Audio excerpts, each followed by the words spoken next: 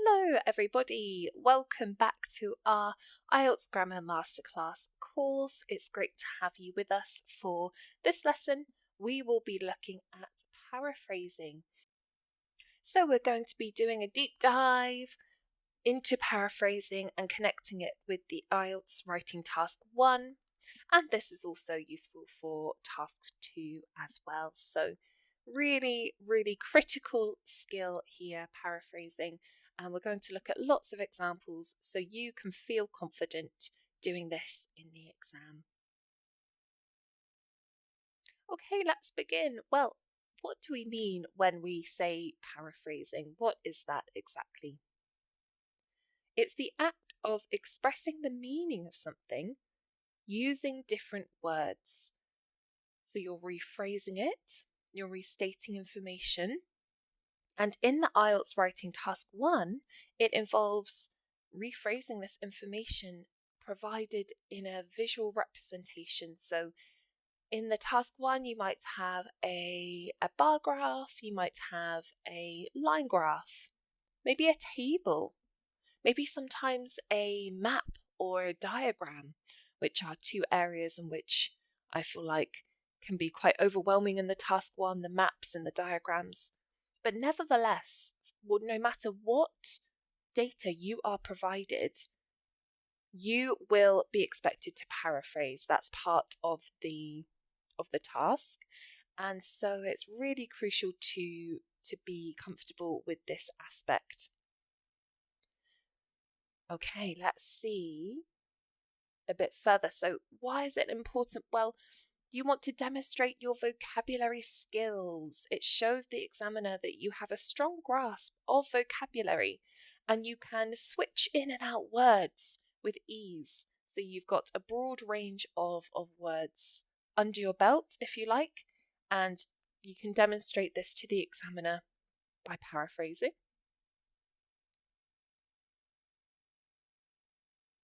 Another reason, it avoids repetition. So instead of looking at, let's say a process, let's say a diagram of how honey is made, for example, you don't want to show that you've just copied the diagram, basically word for word. You don't want to repeat yourself that way. You want to demonstrate the ability that you can diversify your language and you're not just copying from the Task 1 data. You want to rephrase it, and this avoids any repetition.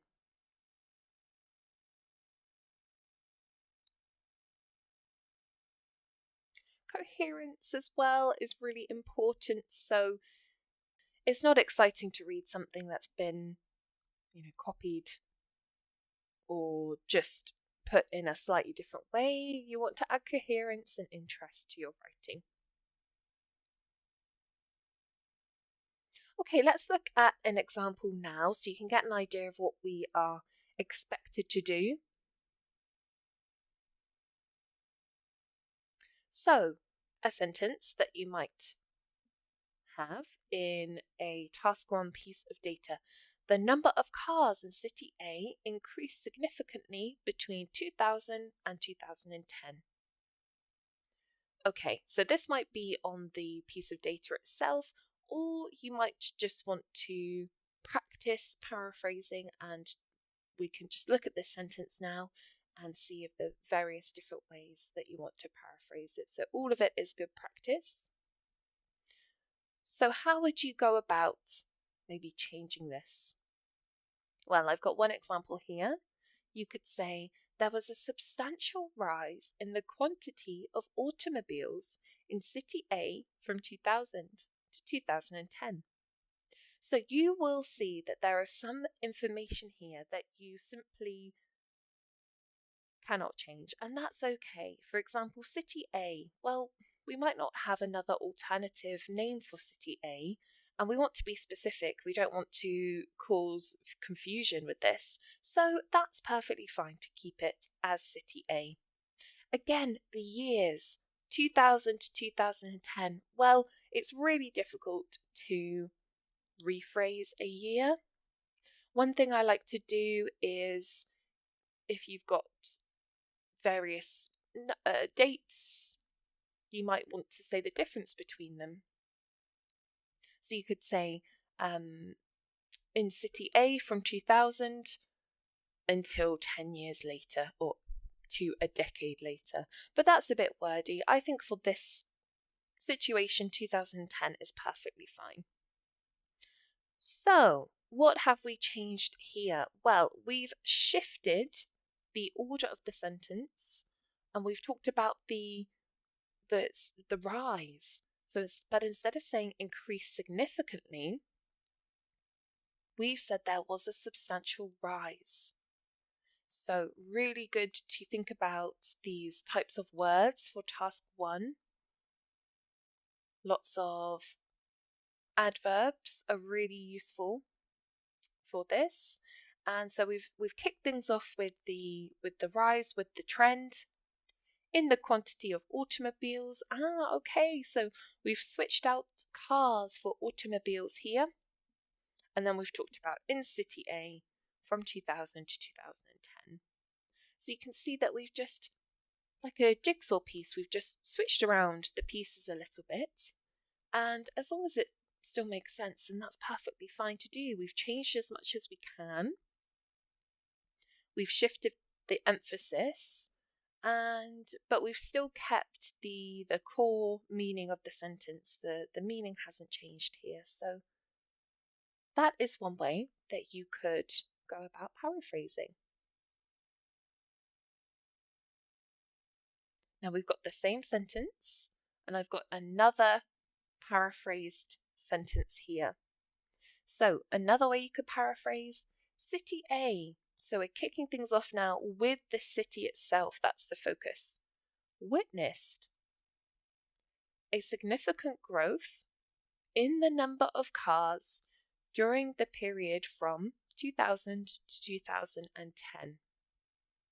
Okay, great. So we've started things off with City A this time.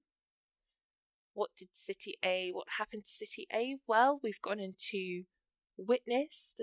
That's a great word. It means saw or experienced a significant growth.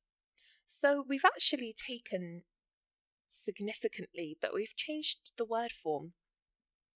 And we've actually changed the word form, so significantly becomes significant. And that's a really good tip if you want to paraphrase. You don't have to change absolutely everything. You can just slightly change the word form or the role of the word in the sentence. So, witnessed a significant growth in the number of cars. Okay, so we've kept that the same. During the period, another great way of saying between, from 2000 to 2010. So again, we've kept a few things the same, and that's perfectly fine here, because you don't want to completely change the meaning. We're not talking about something completely different. We want to stick to the roots and the core meaning of the sentence. But again, we've just shifted it around.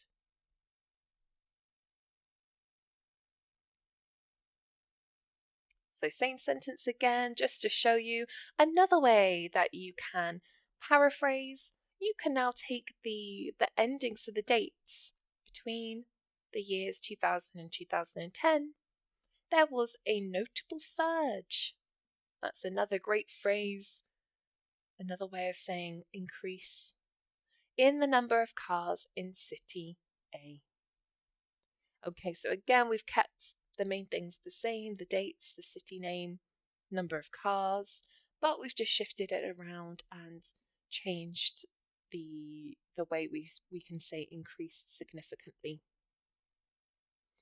So hopefully that is becoming clear as to the many different ways you can paraphrase a sentence. Now let's go through some tips, things that we've talked about in a bit more detail. So, synonyms and word variation. This is incredibly important.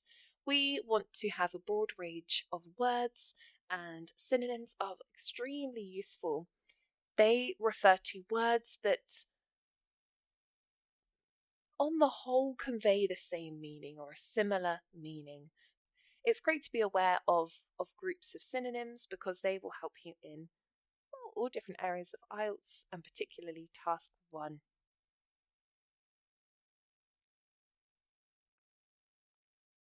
Here we go. So I've got some examples for you. So we've talked about number was in the first example. You could say count, strength, figure. But always with synonyms, just a point to stress here, make sure that the meaning is the same, because sometimes context dependent, it might sound a bit unnatural, perhaps a synonym, or slightly not concise enough or accurate enough. So just be careful with synonyms. Always be confident in the ones that you're using. Okay, and we've got, for maybe a word like countries, you can talk about nations, different parts of the world. Process, that's really good for processes in task 1, like we were talking about the bees making the honey. You might get a diagram and a step-by-step, so you can say steps, processes, series maybe as well. Projected, that's really good for talking about future, anticipated, forecasted, expected trends, for example. And waste, that might be a topic that comes up. Garbage, rubbish, trash is another one as well. So all of these words are really helpful for you, and this is a great way that you can expand your vocabulary. And then when you get into task 1, you feel more confident paraphrasing. Okay, another tip, rewording structures then. We've talked about this, so you can change the sentence structure while maintaining the original meaning. Crucial point there, always maintain the original meaning of the sentence. We don't want to stray, but we can change the structure to a degree. So, for example, the economy of the country grew steadily over the decade. Okay, so maybe have a think. How would you change the structure of this? We could talk about the decade first, or maybe we can think of another way to say that, maybe over a 10-year period.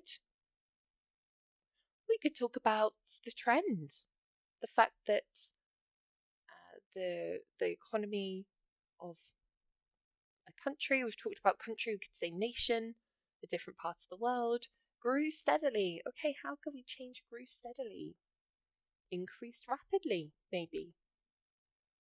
Exponentially soared. Really good to have different ways of saying these trends here. An example, you could say, experiencing a steady growth, the country's economy expanded throughout the decade. Okay, so words like economy tend to stay put because it's a core part of the sentence here. It's quite wordy to rephrase that.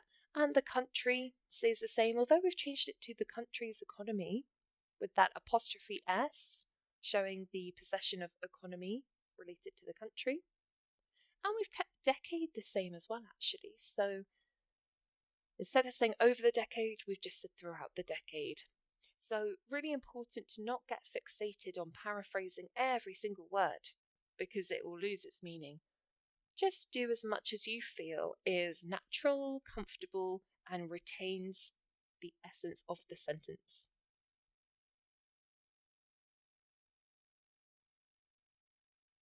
Okay, let's take a closer look at this paraphrased sentence. So, while the original sentence and lots of sentences might be in a simple subject verb object structure, this paraphrased sentence uses a participle phrase, which is experiencing a steady growth, at the beginning to add variety to the structure. And you might notice this ing, we've talked about this in the tenses, and this is used in the continuous tenses. So we've got the present participle here, and we've touched upon it, but this is the other way that you can use participles It's as the present participle of the word experience, and it works in this participle phrase here. Okay, so hopefully you're seeing the variety and you can be a bit creative with your sentences. That's great. Right, so another way you can go about paraphrasing is by emphasizing the adverb. For example, we've got the original sentence now. The economy of the country grew steadily over the decades. We've looked at this. We could say steadily, comma, the country's economy grew over the decade. And actually, we've kept the rest of the sentence the same. But we've just emphasized the adverb, which is a really nice way of going about paraphrasing. And I love that comma after the adverb steadily, comma, to really put this point across. Let's have a look at this a little bit more, this word steadily. So we place it at the beginning, drawing attention to the manner in which the economy grew. So that's always a great way you can change it up, be creative. Okay, another one. You could use a fronted adverbial phrase. What does that mean? Well, we've got our original sentence here. That can become over the decade. The country's economy grew steadily. So again, all we've done is change the structure a little bit, put this adverbial phrase at the beginning, fronted, that means, and then that's another great way you can go about paraphrasing. Let's look at this in more detail. So this adverbial phrase, over the decade, is moved to the front. This creates a different sentence structure, but we still keep the order of events. It's chronological, in other words.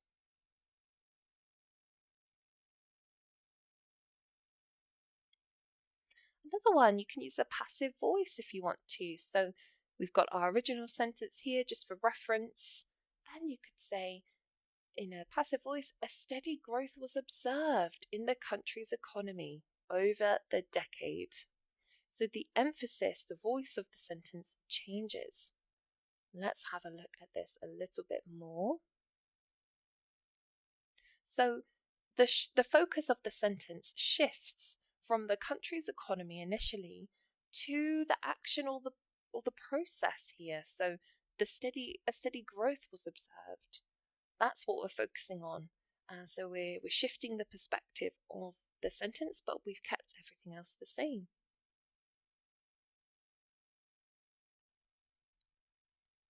And you can rearrange the subject and the object. So we've got the initial sentence here. Then you could say, steady growth characterised the country's economy over the decade.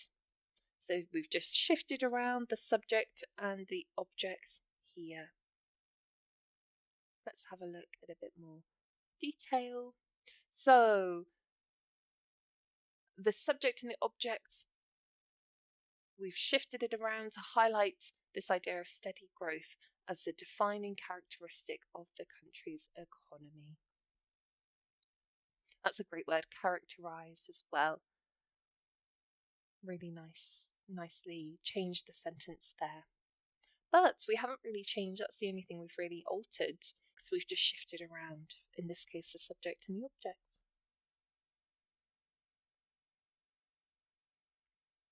Inversion. Okay, original sentence. How do we change it? Grew steadily over the decade did the country's economy. Wow, so this is something that you don't see too often.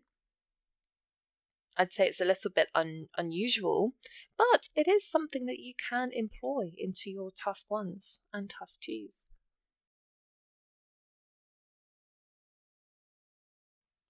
So let's have a greater look here. So this involves reversing the usual word order, placing the verb before the subject. It's quite stylistic, it's quite unusual, and it can be used to draw emphasis again onto, say, what happened, the steady growth. That's the emphasis here. So it's quite creative, this one. I quite like inversion to use occasionally and sparingly. That's quite a good tactic. And you could also use a conditional structure. So the original sentence in green becomes, if we look at the decade, we can see steady growth in the country's economy. So we've got that if clause. If you've been with us with our conditional lessons, then you know a bit more about this. But you start the sentence with an if, then you go into present simple, and then it looks like we're going into present simple again. Let's have a closer look at this one. So, a conditional structure, this brings a bit of a hypothetical element if, suggesting that steady growth can be observed when looking at the decade. So that's a really nice way of changing a sentence as well. Cleft sentences now. What are those? Well, we've got our original sentence, and this can be a cleft. So it was a steadily growing economy that the country experienced over the decade. So you'll notice this it and then that's a type of cleft sentence. Again, we've got a lesson going into more detail about that, but just to give you a rough idea of how it works.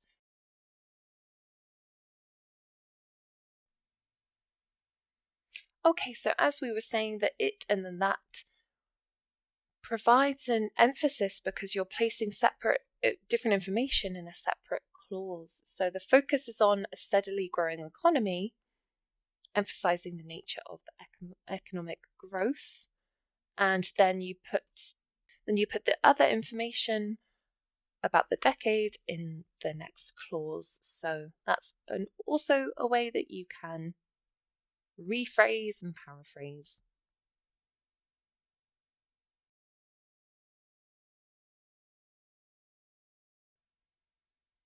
Okay, practice time. So we've got another sentence. The percentage of people using public transportation declined sharply in 2020. Any ideas from what we've been talking about how you would change the sentence? You can use a cleft sentence. You can change the subject and the object. You could emphasize the adverbial phrase. You could use a conditional. So there's lots of different things you can do. And at the same time, you can think about what words you would like to use synonyms for. So can we use another word for public transportation? Maybe people. Maybe decline sharply. Okay, let's have a think, and I'll give you an example. So you could say something like, there was a substantial decrease in the proportion of individuals utilising public transit in the year 2020. So what have we changed here? Well, we have shifted the focus to the trend. The focus is now on the decrease. And instead of saying decline sharply, we've changed it to substantial decrease. We've actually changed percentage as well. We've said instead the proportion of individuals utilising instead of using, public transit instead of public transportation, and then we've added in the year instead of in 2020. So we've actually done a lot here, and it's a bit of a longer sentence, so that's okay, not a problem there, but hopefully you can see how we've really gone about changing this. Okay, what about another way? What else could we do? Let's have a look. So this is a bit shorter, this one. The use of public transportation saw a significant drop in 2020. Okay, so instead of the percentage of people using public transportation, we've just simply said the use of. So we've been a bit less specific here, but that's okay as well. Saw a significant drop. We've changed that from decline sharply, but we've kept in 2020 the same there. So another way that you can paraphrase this. How about the last one? There's one more way. There's plenty of different ways, but just one more that I've got for you today. In 2020, so we're focusing on the year now, there was a sharp decline in the percentage of people opting for public transportation. Okay, so we've actually kept the trends, we've just changed the word form a little bit. So instead of decline sharply, we've said there was a sharp decline. So that's a good way of going about it. In the percentage, we've kept that the same, of people opting for public transportation. So a lot of this is actually, the words are the same, and we've just shifted around the order. So hopefully that's given you a good idea as to how you can go about and approach paraphrasing. It's fairly flexible and there's lots of different tactics that you can use, and we've talked about a lot of them today. So let's just round things off with a quiz then and see what we can do here. So we've got another sentence. The percentage of households with multiple cars increased notably in suburban areas. Could we change it to suburban areas witnessed a substantial rise in the percentage of households owning more than one car? Okay. What about B? There was a significant increase in the percentage of suburban households with multiple cars. And we have another option. Suburban households experienced a notable growth in the percentage of multiple car ownership. Suburban households experienced a notable growth in the percentage of multiple car ownership. Okay, so I'll give you a clue. There's actually not just one that you can use, there's two here. And to an extent, you could use all of them, but there's two that really stick out as definite front runners here. So we're talking about the percentage. We've got suburban areas.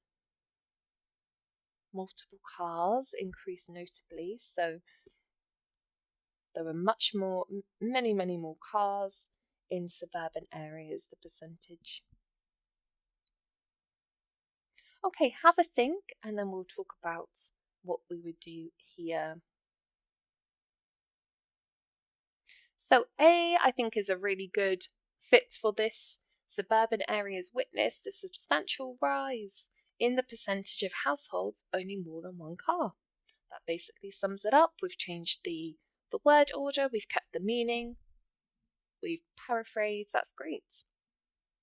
Also B would be good for this. There was a significant increase in the percentage of suburban households with multiple cars. Also a good option.